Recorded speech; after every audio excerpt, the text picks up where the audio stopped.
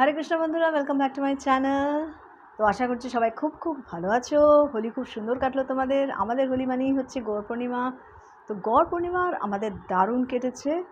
তোমাদেরকে দেখালাম আমি ভিডিওস, আমি ঘরে কীরকমভাবে করলাম, সাজগোজটা মেইনলি সাজানো গোজানো কীরকম থ্রু তো মানে অত কী করেছি, কিভাবে করলাম অত তো করতে পারিনি শ্যুট, কারণ কি লোকে জানে বাড়িতে, কিন্তু ওরা শ্যুট করে না বিশেষ করে। আর কি বলবো, তো দেখছে যে হচ্ছে, বাট দেন ওই আর কি নিজেই সব করেছি সর্বস্ব। কাজের লোকে তো আসেনি হোলি বলে, তো ঘরদোর পরিষ্কার করা এভরিথিং করে তারপরে গেছিলাম আমরা ভিভান্ডি টেম্পল। ভিভান্ডি টেম্পলেরও দেখালাম তোমাদের। দারুণ দারুণ দারুণ, মানে রাধা মাধব যে ওখানকার কী সুন্দর ড্রেস, কী সুন্দর লাগছে দেখতে। গৌরনিতায়ের অভিষেক দেখলাম। বাড়িতে এসছি আমরা তখন বাজে হচ্ছে 11:30 বেজে গেছিলো। তারপরে বাড়িতে এসেই শুয়ে মানে ড্রেস ফ্রেস চেঞ্জ করে হাত মুখ ধুয়ে শুতে তো প্রায় 12টা বেজে গেছিলো। তারপরে রাত্রির 2-2:15 নাগাদ উঠে সুদীপ বেরিয়ে গেল, ওর ফ্লাইট 5:30-তে। বলতে গেলেও রাত্রে ঘুম হয়নি। আর ও যখন আমাকে ডাকলো রাত্রিবেলা বেরোনোর সময় 2:15 নাগাদ, আমি তখন প্রচণ্ড মাথার যন্ত্রণা, মাথা ঘুরে পড়ে যাচ্ছি প্রায়, আমার এরকম অবস্থা। চোখ টোক মানে একদম পুরো ফুলে গেছে, এসব জায়গাগুলো মানে একদম হেভি লাগছে প্রচণ্ড। আমি কোনো রকমে তো উঠে আমি ওকে দরজাটা বন্ধ করলাম, মানে একটুখানি দাঁড়িয়ে গেল টালে একটু দাঁড়ালাম, দরজা বন্ধ করলাম। তারপরে এসে আমি আজকে সকালে অবভিয়াস রিজনসে উঠতে পারিনি, 7টা হয়ে গেছে উঠতে মাঝখানে, কিন্তু আর প্রচণ্ড মাথা যন্ত্রণা নিয়ে উঠেছে। সে মাথা যন্ত্রণা এখন পর্যন্ত রয়েছে। এখন চা খাচ্ছি, হয়তো এখন ঠিক হবে। সকালের চাটা তো যেটা খাই সেটা তো এমনি দিস হার্বাল টি, তো সেটাতে কিছু ঠিক হয় না, তা খাইনি আমি, যাই হোক। কিন্তু এখন খাচ্ছি একটু। প্রচণ্ড গরম পড়েছে এখানে, 40 ডিগ্রি মতন চলছে, মানে 40 ডিগ্রি মতন লাগছে প্রচণ্ড। 37 যদিও, কিন্তু আগুনে পুড়ে যাচ্ছে গরমে, মানে অবস্থা খারাপ। আর স্লিভলেস বেরিয়ে গেছে আমার অলরেডি, এখন সব স্লিভলেসই চলবে বেরোনো। হ্যাঁ, যাই হোক। আর তারপরে তো সকাল থেকে ফল টলই দিয়েছি ঠাকুরকে, ফল দিয়েছি, দুধ দিয়েছি। আর সকালে সোহানকে দিয়েছিলাম ভাত, একটু ফ্রাইড রাইস মতন বানিয়ে দিয়েছিলাম, সেটাই আমিও খেয়েছি দুপুরবেলাতে, ব্রাউন রাইস আর হোয়াইট রাইস দুটো মিলিয়ে। এই ব্লিঙ্কিট থেকে হোলিতে কিছু অর্ডার করেছিলাম জিনিস, ফল টল যা হোক কিছু জিনিস, সেইটার সাথে দিয়েছে এইটা ফ্রি একটা গিফট প্যাক। সামান্য জিনিসপত্র ছিল, কিন্তু এই জিনিসটা আমার ভালো লেগেছে, এই জেস্টারটা first of all. And secondly এটা দেখো কি সুন্দর কিউট, নানান রকম। At least this way you will have a bath. At least হোলিতে চান করে দিলে তুমি চানটা করবে, ওই এটা করিয়ে দিলে, রং দিয়ে দিলে। এই ডোন্ট ইউ ডেয়ার, হোলি কব হ্যায় গব্বর সিং। হ্যাপি হোলি বেটা। Blinkit so nice, very very cute. আমার ভীষণ দারুণ লেগেছে এটা দেখে। ছিল হচ্ছে এইগুলো, এই টেস্টি মশলা, ম্যাজিক মশলা আছে। আর এর মধ্যে আজ ছাড়া ছিল হচ্ছে কিছু চিপসের, বানানা চিপসের একটা প্যাকেট, যার মধ্যে হার্ডলি 8 থেকে 10টা বানানা চিপস ছিল। আর একটা বিস্কিটের ছোট্ট একটাই বিস্কিট, ওর মধ্যে ওরকম একটা এইরকমই টুকটাক ছুটখাট জিনিস আর কি, বাট নাইস। আবার জেস্টারটা ভালো লেগেছে, যাই হোক। আর এই হচ্ছে আমার বেলফুল গাছ, দেখেই বুঝতে পারছো পাতাগুলো, যারা চেনো বেলফুল, একেবারে মরার দশায় চলে এসেছিল, অলমোস্ট ডেড। তো এখন দেখতে পাচ্ছ সব পুরনো পাতা ঝরে পড়ে নতুন লাশ গ্রিন লিভস এসেছে। সব পুরনো পাতা ঝরে পড়ে আসছিল, শুকিয়ে টুকিয়ে সব। আমি তো মানে মনটা খারাপ হয়ে গেছিলো, কিন্তু তারপরে দেখছি আমি নতুন পাতা আসছে। আর দেখো, যদি দেখতে পাও, এই দেখো কুড়ি, দেখতে পাচ্ছ? এই কুড়ি ভর্তি ভর্তি হয়ে চারিদিকে এসছে। দাঁড়াও আরও দেখাচ্ছি। এই দেখো, এই দেখো কুড়ি এখানে, এই দেখো এখানে কুড়ি, ভর্তি ভর্তি হয়ে কুড়ি এসছে সব জায়গাতে। আমি তো দেখে ভীষণ খুশি হয়ে গেছি, একদম অলমোস্ট মরে গেছিলো। এই দেখো এখানেও কুড়ি। If I can show you, আমি অ্যাকচুয়ালি রোদ্দুরের মধ্যে খুব একটা করতে পারছি না, যদি দেখতে পাচ্ছ তো। দেখো কি সুন্দর হয়েছে গাছটা এখন। তো এবার অবশ্যই তোমরা জিজ্ঞেস করবে যে কি করে হলো এটা, যে গাছ যেটা মরে যাচ্ছিলো বেলফুল গাছ। আমি না এর আগে বেলফুল মানে লাগাতামই না বেল জুঁই, কারণ আমি সত্যি হয়তো জানতাম না যে মেনটেনেন্সটা কী করে করতে হয়, হয়তো আমি কদিন আগেও জানতাম না। তো আমি হঠাৎ একটা ইউটিউবে ভিডিও দেখতে দেখতে কিংবা কিছু একটা দেখতে দেখতে আমি দেখলাম যে বেলফুল গাছে প্রচুর রোদ্দুর লাগে। আমি এটাকে নিয়ে রেখেছিলাম ওই যেদিকে ওয়েস্টের দিকে, যেখানে পুরো রোদ্দুরটা পায় না, মানে জাস্ট সানসেটের সময় যে রোদ্দুরটা সেটা কিছুটা পেত, তারপরে ওরা রোদ্দুর পেত না। তো এখন তো না হয় একটু বেশি পাচ্ছে, কারণ এখন গরমকাল, রোদ্দুর সান তো আরও এদিকে চলে আসছে ওয়েস্টের দিকে, কিন্তু তখন একেবারেই পাচ্ছিল না। তো ওইটা দেখে ফার্স্ট কাজ যেটা আমি করলাম সেইটা হচ্ছে গাছের পজিশন চেঞ্জ করলাম, জায়গা চেঞ্জ করলাম, ইস্টের দিকে আবার এসে রাখলাম।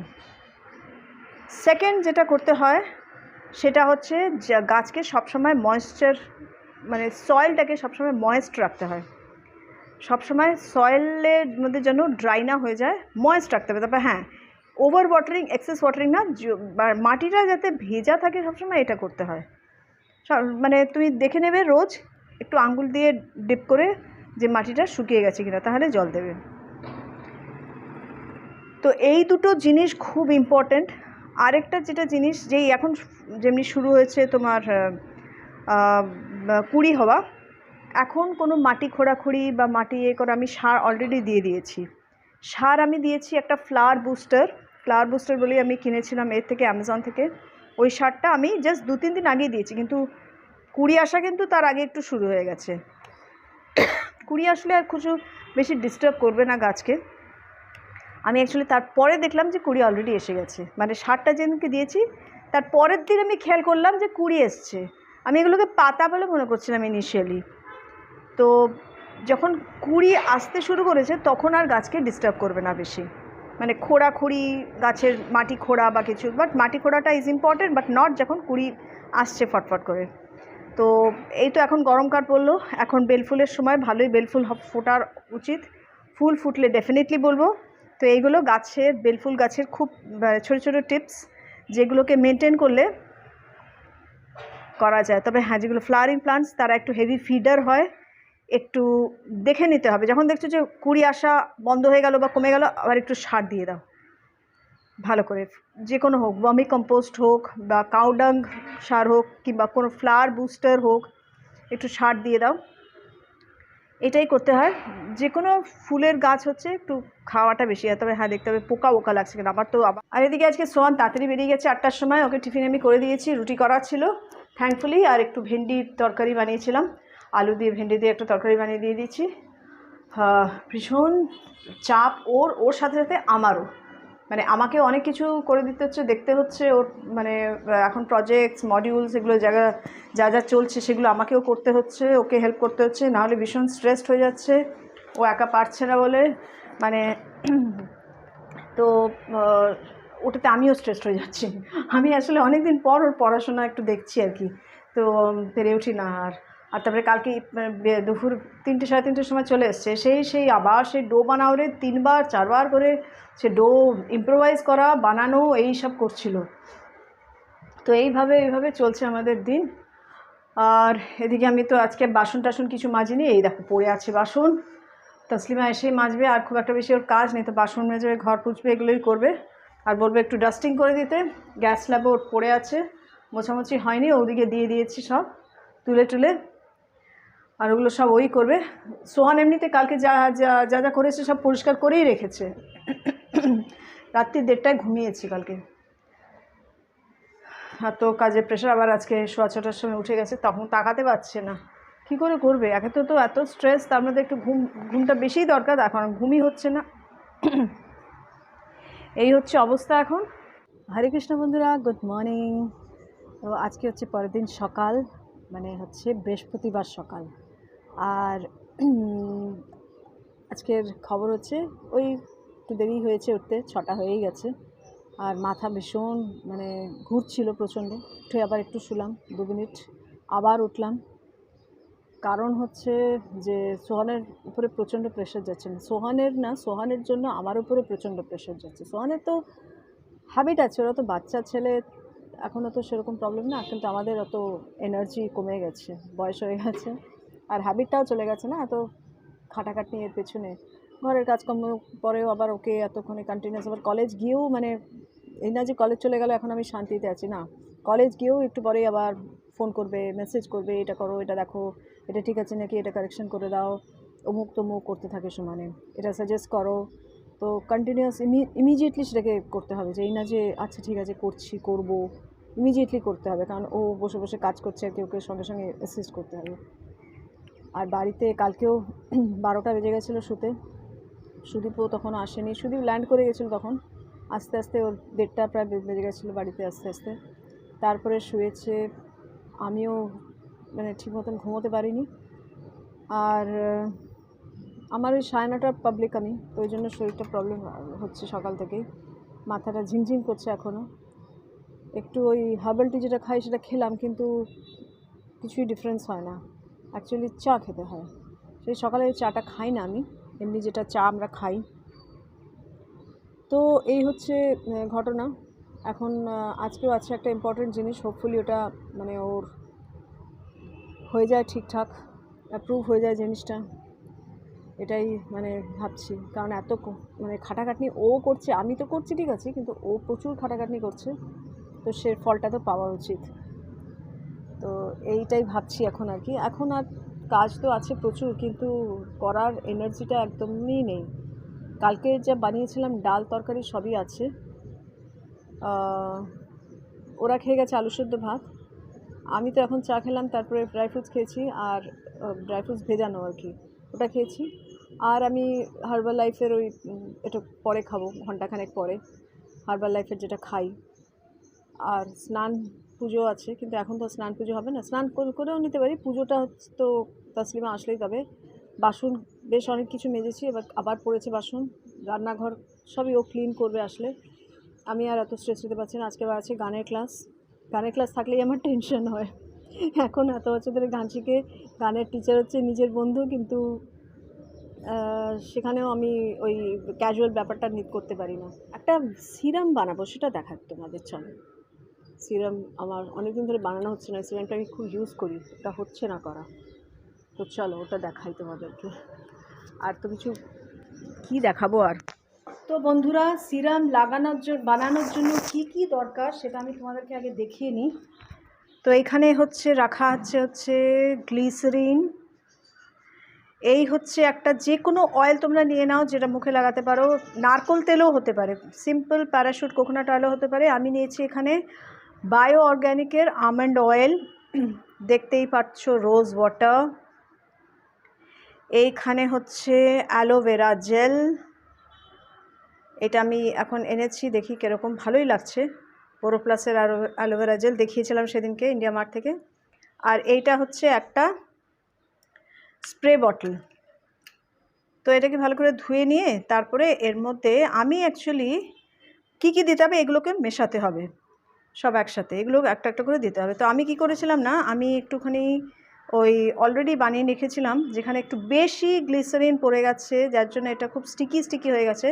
তো গ্লিসারিন আমি এখান থেকে কিছুটা নেব, মানে এটাতে মেশানো হচ্ছে গ্লিসারিন, রোজ ওয়াটার, কিছু কিছু করে, গ্লিসারিনটা বেশি মেশানো, অ্যালোভেরা জেল এসব আছে সবই, কিন্তু ওই খুব বেশি গ্লিসারিন হয়ে গেছিলো বলে এটার থেকে আমি একটু অল্প অল্প করে নিচ্ছি। তো আমি এখানে গ্লিসারিনটা বেশি দেওয়া যাবে না, তাহলে চ্যাট করবে, জানোই গ্লিসারিনের টেক্সচারটা কীরকম হয়। তো এইখান থেকে কিছুটা আমি ঢেলে নেব, কারণ কি এটা তো আমাকে ইউজ করতে হবে। তো আমি এখান থেকে কিছুটা ঢেলে নিয়ে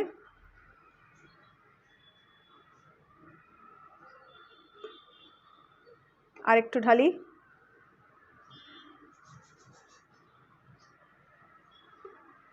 এইবারে মেশাবো এর মধ্যে রোজ ওয়াটার। খুব একটা যে তোমার পরিমাণ কতটা মেশাতে হবে এরকম না, জিনিসগুলো গেলেই যথেষ্ট। তো রোজ ওয়াটার মেশাচ্ছি,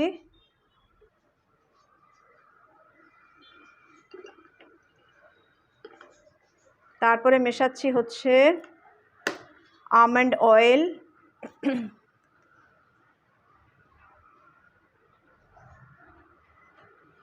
তোমরা এখানে কোনো এসেনশিয়াল অয়েলও দিতে পারো, যেগুলো তোমরা ইউজ করে থাকো মুখের জন্য, ভালো কোনো এসেনশিয়াল অয়েল, আমি তো এটাও ইউজ করি।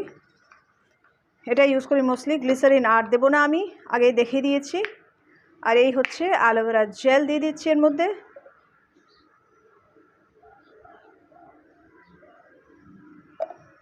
দিয়ে এবার এইটাকে ভালো করে মিক্স করে নেব।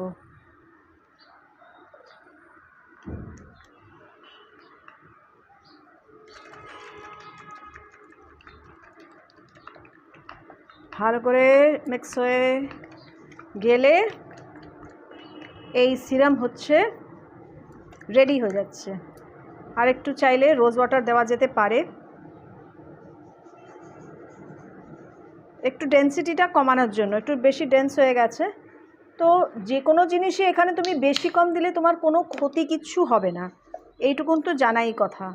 কারণ এমন কিছু ইনগ্রিডিয়েন্ট নেই এখানে যেটা ক্ষতি করবে চেহারা, যে কোনো স্কিন টাইপে এটা স্যুট করবে। সেই জন্য কোনো জিনিসই কম বেশি হয়ে গেল বা এটার কোনো পরিমাণ আছে এরকম না, ব্যাস জিনিসগুলো লাগানোটাই মেইন, স্কিনে ইউজ করাটাই মেইন। তো একটা একটু দেখো মানে লিকুইডি টাইপ একটা কনসিস্টেন্সি হয়েছে। This is the right consistency, ঠিক আছে? এই হচ্ছে রেডি হয়ে গেল আমাদের মানে একদম রামবাণ ফেস সিরাম যাকে বলে। তো বন্ধুরা দেখলে কীরকম ইজি এটা বানানো, ভেরি ইজি টু মেক, একদম রামবাণ সিরাম যেটাকে বলে মুখের জন্য, স্কিনের জন্য। এবার হচ্ছে কিভাবে লাগাবে মানে জানো, স্প্রে বটল ওপেন করো, 5-6টা পাফস দিয়ে নাও পুরো মুখে, গলায়, পেছনের দিকে, ঘাড়ের দিকে দিয়ে নাও। দূর থেকে চোখ বন্ধ করে পাফস দিয়ে নাও। এইবার নেক্সট হচ্ছে এইটাকে লাগাবে কখন। ফার্স্ট হচ্ছে লাগাবে সকালে যখন স্নান করবে, স্নান করে বাথরুম থেকে বেরোনোর আগেই। যখন আমরা স্নান করি তখন আমাদের স্কিন ময়েশ্চার থাকে, ওই ময়েশ্চারটা থাকতে থাকতে স্কিনে, মানে আমরা আবার বেরিয়ে পড়লে কাজ করতে করতে ময়েশ্চার চলে যায় স্কিন থেকে, পুরো বডি থেকে। তো এবার কি করবে, যখন বাথরুমে থাকতে থাকতেই, মানে even before you open the door, দরজার মানে বাথরুমের দরজা খোলার আগেই পাফস মেরে নাও, 5-6টা পাফস পুরো গলাতে, এতে ওতে। তাহলে কি হবে, ময়েশ্চারটা তোমার চলে যাচ্ছে না, রয়ে গেল স্কিনে। ময়েশ্চার মেনটেন করা ভেরি ইম্পর্টেন্ট, জানো সেটা নিশ্চয়ই। তো এটা পাফসটা লাগিয়ে নেবে।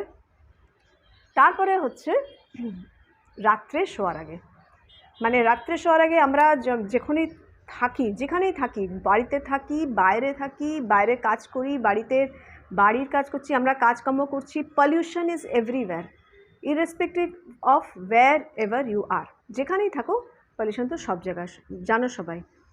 ঘরে থাকলেও দেখবে কীরকম ডাস্ট চারিদিকে, তো সেইগুলো ডাস্টগুলো আমাদের স্কিনেও যাচ্ছে।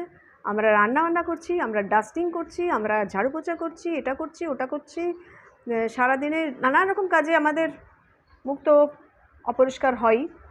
সকালবেলা স্নান করেছি, পরিষ্কার করেছি বলে আবার নেক্সট ডে আমি স্নান করার আগে পরিষ্কার না।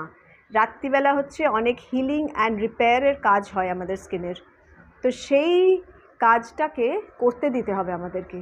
স্কিনের পোর্স যদি বন্ধ থাকে উইথ ডাস্ট অ্যান্ড এভরিথিং, তাহলে সেই কাজটা হবে না। তো ওই জন্য কী করতে হবে, ভালো করে ওয়েট ওয়াইপস দিয়ে মুখটাকে পরিষ্কার করে নিতে হবে, একদম মুখটে দিয়ে, গলা দিয়ে পরিষ্কার করে নাও। তারপরে হচ্ছে এই পাফসটা আবার 4 to 5 টাইমস স্প্রে করে নাও মুখেতে, গলাতে, ব্যাস। কিছুক্ষণ পরে যদি মনে হয় কোনো ক্রিম অ্যাকচুয়ালি লাগে না, আমার লাগে না, যাদের হচ্ছে খুব ড্রাই স্কিন হয়তো কিছুক্ষণ পর লাগবে না, যদিও একটু নাইট ক্রিম লাগাতে পারো, কোনো নাইট ক্রিম। সিরাম তোমার হয়ে গেল, মানে ইট ইজ লাইক জাদু করবে, দেখবে কয়েকদিন পরে রেজাল্টটা দেখতে পাবে যে খুবই ভালো রেজাল্ট দেয়। তবে হ্যাঁ, আরও ফ্যাক্টরস আছে, যেটা খাওয়া, জল খাওয়া, এগুলো ডেফিনেটলি আছে। অয়েলি খাওয়া, কম খাওয়া, জল খাওয়া খুব বেশি পরিমাণে, যদিও আমার এখন কম জল খাওয়া হচ্ছে, মনে করে জল খেতে হচ্ছে। এখন গরমকাল তো এখন লাগবেই জল, তো এখন হয়তো খাবো। তো এটা লাগিয়ে নাও, তারপরে নাইট ক্রিম বা যা খুশি কিছুক্ষণ পরে, মানে ইমিডিয়েটলি না, 10 মিনিট পরে নাইট ক্রিম লাগিয়ে শুয়ে পড়তে পারো। লাগে না যাদের প্রচণ্ড ড্রাই স্কিন, ওটাই বললাম।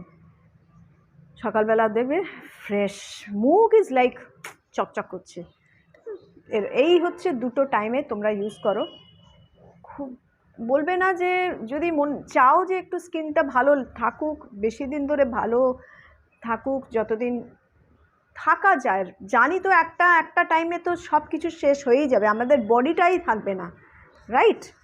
তো যতদিন রাখা যায় আর কি, যতদিন ভালো থাকা যায়, যতদিন নিজেদেরকে করা যায়, একটু সময় কিন্তু বার করে নিতেই হবে এসবের জন্য। আর না হলে আর কমপ্লেন করা যাবে না, দেখো কীরকম রিঙ্কলস এসে যাচ্ছে আমার চেহারাতে, দেখো কীরকম দাগ পড়ে গেছে, ছোপ হয়ে গেছে, কমপ্লেন করা যাবে না। একটু কেয়ার তো করতেই হবে নিজের জন্য, স্কিনের জন্য টাইম বার করতেই হবে। তো এটা হচ্ছে এই। আর বডিতেও আমি তোমাদেরকে বলবো নেক্সট ভিডিওতে যে বডির ময়েশ্চার মেনটেন করতে কি করবে। ভেরি সিম্পল, এগুলো হচ্ছে ঘরের টোটকাটাকি, ভেরি সিম্পল থিংস। তো প্লিজ করো, আর ইউজ করে আমাকে প্লিজ জানিও কীরকম লাগলো এই সিরামটা। আর ডেফিনেটলি তোমাদের মনে হবে না যে কোনো প্যাকও লাগানোর দরকার, তখন তোমাদেরকে থ্যাংক ইউ আমাকে নিশ্চয়ই বলতে হবে কমেন্ট করে একটা থ্যাংক ইউ। তো চলো বন্ধুরা, আজকে অনেক বকবক করেছি, আবার বকবক করার সুযোগ পেলে আমি ছাড়ি না। তো এই সিরামের দিয়ে তোমাদের আজকে ভিডিও আমি আমার শেষ করছি। তো সবাই খুব ভালো থেকো, ভালো রেখো সবাইকে, হাসি মুখে থেকো সবসময়, মনকে ভালো রাখার চেষ্টা করো, তার জন্য স্কিন কেয়ার করো, হেয়ার কেয়ার করো। আর এই চলো, হরে কৃষ্ণ। আরেকটা ব্যাপারও আছে, সকালে যখন সিরামটা লাগাবে তার 15 to 20 মিনিটস পর সানস্ক্রিন ইউজ করতে কিন্তু ভুলবে না। বারবার বলেছি, সানস্ক্রিনের কাজ কিন্তু কিছু করতে পারবে না। তোমাদের যে সানস্ক্রিন ইউজ তোমাদের স্কিনে স্যুট হয় সেই সানস্ক্রিন ইউজ করো, অয়েল ফ্রি সানস্ক্রিন কিংবা অয়েলওয়ালা sunscreen, depending on your skin type. তো this is one useful tip, বারবারই বলেছি। চলো।